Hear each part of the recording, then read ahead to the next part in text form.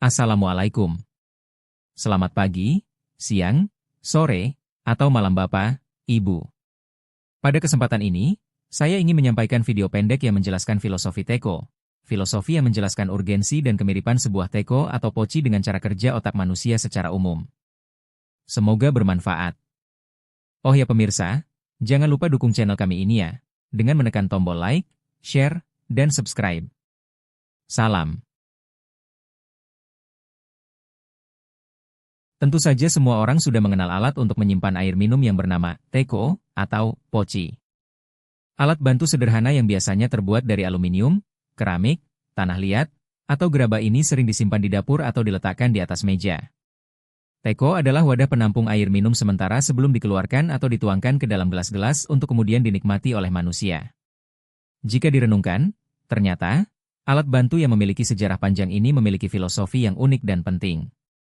Teko aluminium atau besi, setelah diberi air bersih yang masih mentah, bisa langsung diletakkan di atas kompor beberapa saat hingga airnya matang atau mendidih.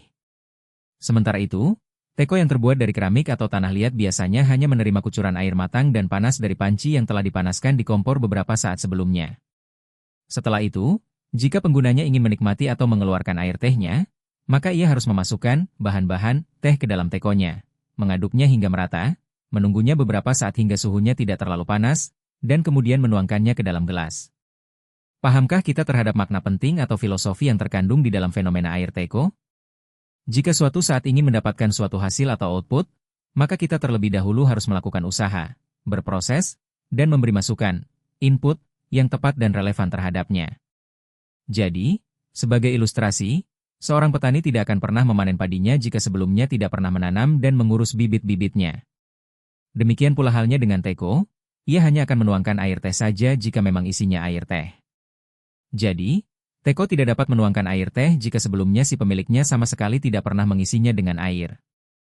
Teko yang berisi air teh tidak akan pernah berhasil menuangkan air susu ke dalam gelas meskipun si pemiliknya terus memaksanya.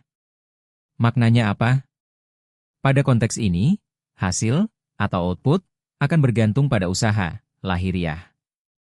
Jadi, semuanya perlu persiapan, usaha, dan proses sekian lama, dan itu semua tidak terjadi secara serta-merta, tiba-tiba, atau simsalabim langsung ada dan hadir.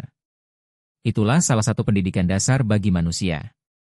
Manusia sangat dihargai sesuai dengan tingkatan usahanya dalam mencapai tujuan. Dalam kaitan ini, maka orang-orang yang ingin atau harus berceramah atau berpidato pada suatu saat, tentu saja terlebih dahulu harus mempersiapkan materinya dan kemudian berlatih dengan baik. Jika tidak, maka hal itu bisa membahayakan dirinya dan juga orang banyak. Paling tidak, ia akan mempermalukan dirinya di hadapan orang banyak. Artinya gagal dalam persiapan adalah sinyal kegagalan hasil akhirnya. Bayangkan, dengan kejujurannya, sebuah teko hanya akan mengeluarkan apa yang menjadi isinya pada saat itu. Demikian pula halnya dengan manusia. Manusia tidak akan pernah mengeluarkan apa-apa yang bukan miliknya sendiri. Jika isinya kosong, maka mustahil ia akan dapat mengeluarkan kata-kata bijak atau bahkan kata-kata mutiara. Dipaksa pun akan tetap saja seperti itu. Maka adalah berbahaya jika kita memaksakan diri atau orang lain yang memang tidak siap untuk tetap berceramah atau berpidato pada waktu yang telah ditentukan.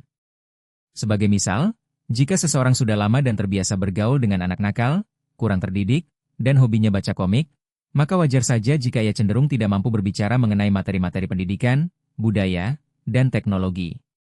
Jika orang seperti ini dipaksakan juga untuk berbicara, maka jangan heran jika yang keluar adalah kata-kata yang jauh dari bijak. Yang keluar, dengan gaya bicaranya yang unik, adalah apa saja yang masih tertinggal di memorinya, otaknya. Jadi, yang bisa berbahaya itu sebenarnya isi otak manusia, dan bukan mulut manusia. Inilah alasan mengapa kita jauh-jauh hari perlu mengingat atau mengisi memori dengan hal-hal yang baik dan kemudian melatih berbicara yang baik-baik saja. Sehubungan dengan pentingnya hal ini, diriwayatkan oleh Bukhari dan Muslim, maka Nabi besar pernah bersabda bahwa, barang siapa yang beriman kepada Allah dan hari akhir, maka hendaklah ia berkata baik atau diam. Di lain pihak, pada dasarnya, menulis tidak berbeda jauh dengan berbicara. Memang ada perbedaan kecil di antara keduanya. Pembicaraan atau percakapan itu bersifat langsung, spontan, atau online. Kesalahannya bisa langsung terdengar oleh orang lain tanpa sempat diedit. Sementara itu, tulisan cenderung bersifat tidak langsung atau offline. Kesalahannya bisa terlihat dan juga tidak. Setelah dibaca kembali, jika masih sempat, penulisnya bisa mengedit kesalahannya hingga akhirnya kesalahannya tidak nampak bagi orang lain. Pada dasarnya, di luar pekerjaan menyalin atau mencatat apa yang didengar dan dilihatnya, seseorang tidak akan pernah mampu menuliskan apa-apa yang bukan berasal dari otak atau memorinya. Seperti halnya teko yang hanya bisa mengeluarkan air teh, jika memang itu isinya. Hanya saja, tulisan seseorang bisa saja merupakan gabungan atau mosaik antara memori yang tertinggal di otaknya, sebagai sumber utama, beserta saran atau bantuan dari teman-temannya, dan tambahan referensi dari berbagai sumber tertulis. Memang, pada kasus ekstrim, pada masalah tulisan, tidak jarang seseorang dapat mencontek karya orang lain atau bahkan menggunakan jasa seorang joki atau ghostwriter hingga kualitas tulisannya menjadi jauh melampaui kemampuan yang sebenarnya. Bagi mahasiswa S1, S2, atau bahkan S3, yang pada waktunya harus menuliskan tugas akhirnya, skripsi, tesis, atau disertasi, tentu saja juga harus mempersiapkan diri sedini mungkin untuk membaca dan menulis. Ingat, ia hanya akan menuliskan apa saja yang ada di otaknya, seperti halnya filosofi teko di atas. Jadi, mumpung masih di semester awal, maka rajinlah membaca dan berlatih menulis materi-materi yang relevan hingga pada saatnya nanti dapat menuliskan tugas akhirnya dengan baik dan lancar.